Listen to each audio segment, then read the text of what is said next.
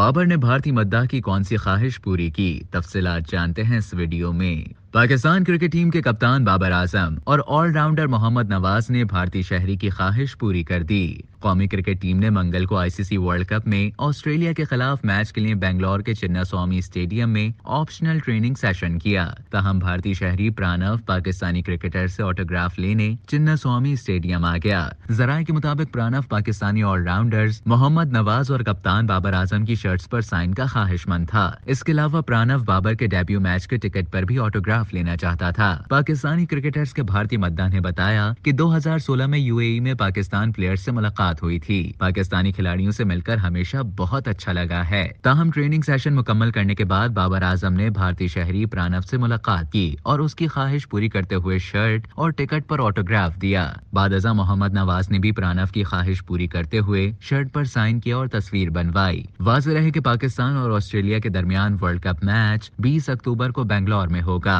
green shirts ने अब तक इवेंट में 3 मैचेस खेले हैं, जिसमें 2 में कामयाबी और 1